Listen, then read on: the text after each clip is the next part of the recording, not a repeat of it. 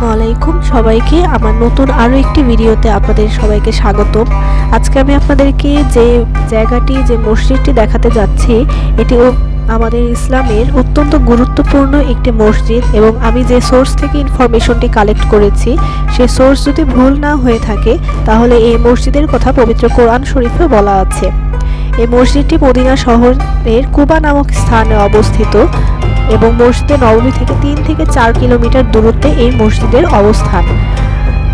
এলাকার নামানুসারে আপনারা হয়তো বুঝতে পারছেন মসজিদটির নাম কি, এবং মসজিদের নাম হচ্ছে মসজিদে কুবা, যেটি সৌদি আরবের মদিনা শহরের কুবা নামক এলাকায় অবস্থিত। মহানবী হযরত মুহাম্মদ সাল্লাল্লাহু আলাইহি ওয়াসাল্লাম নবুয়ত প্রাপ্তির পরে তিনি নিজ হাতে সাহাবীদেরকে সাথে নিয়ে এই মসজিদটি নির্মাণ করেন। আর তাই অনেক জায়গাতে এমনকি গুগলেও দেখা যায় ইসলামের প্রথম মসজিদ হিসেবে মসজিদে কুবা বলা হয়, কিন্তু ইসলামের প্রথম মসজিদ মসজিদে কুবা নয়, বরং মসজিদুল হারাম যেটি কাবা শরীফ সেটি ইসলামের প্রথম মসজিদ। কিন্তু মহানবী হযরত মুহাম্মদ সাল্লাল্লাহু আলাইহি ওয়াসাল্লামের হাতে নির্মিত প্রথম মসজিদ এই মসজিদে কুবা। ওমরা করার জন্য আমরা সৌদি আরবে যখন যাই সফররত অবস্থায় আমাদের একটি জিয়ারা হয়েছিল মদিনাতে। সেই জিয়ারাতে আমরা গিয়েছিলাম এই গুরুত্বপূর্ণ মসজিদ এবং অত্যন্ত সুন্দর এই মসজিদে কুবা।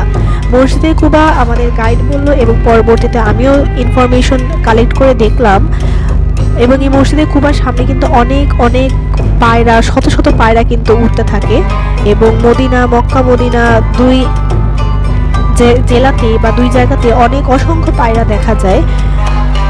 যেটি বলছিলাম যে আমাদের গাইড আমাদেরকে বলছিল এবং আমি যেখান থেকে ইনফরমেশনগুলো কালেক্ট করেছি সেখানেও দেখেছি মসজিদে কুবাতে 2 রাকাত নফল নামাজ পড়ার ফজিলত একটি ওমরা করার ফজিলতের সমান।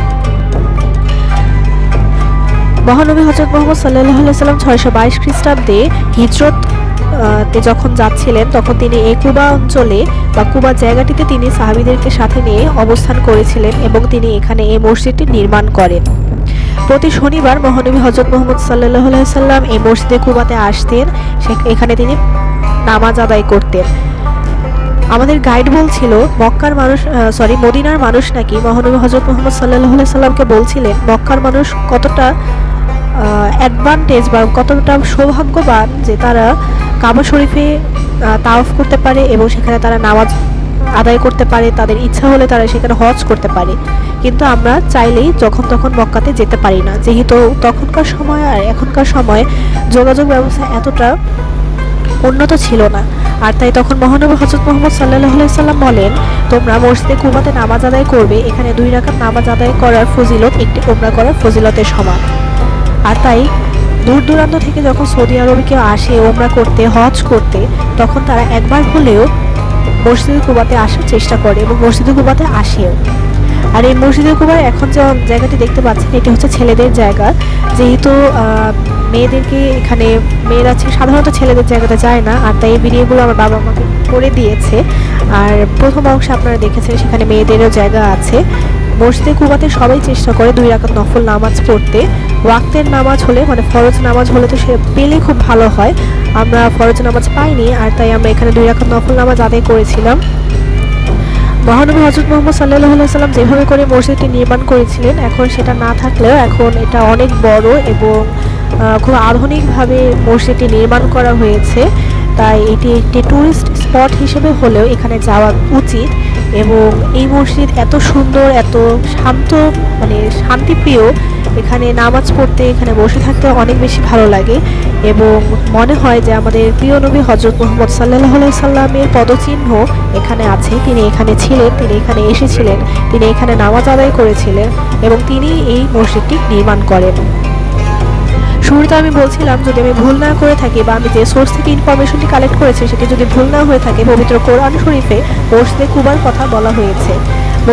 পবিত্র কোরআন শরীফে এভাবে করে বলা হয়েছে প্রথম দিন থেকে তাকওয়ার উপর প্রতিষ্ঠিত একটি মসজিদ।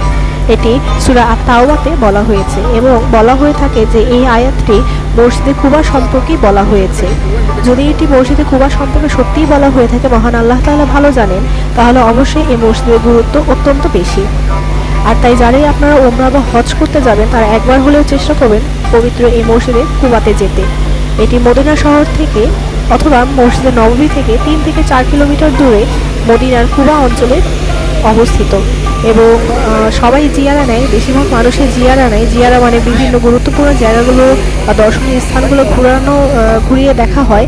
সেখানে আপনারা গেলে অবশ্যই মসজিদে কুবাতে যাবেন।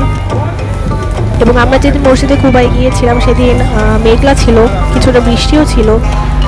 এবং মসজিদে কুবার সামনে হচ্ছে অসংখ্য পায়রা উঠতে থাকে।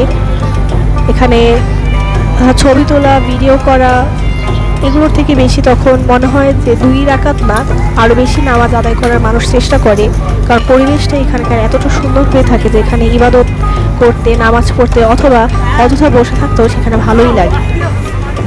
আর তাই বলবো যে সবাই একবার হলেও এই জায়গাটিতে অবশ্যই আসবেন, এই জায়গাটি ঘুরে দেখবেন এবং ইসলামের মাহাত্ম্য বা গুরুত্বকে অবশ্যই অনুধাবন করবেন। আর সেই সাথে আমি আমার আজকের ভিডিও এখানেই শেষ করছি। সবাই ভালো থাকবেন। আল্লাহ হাফিজ।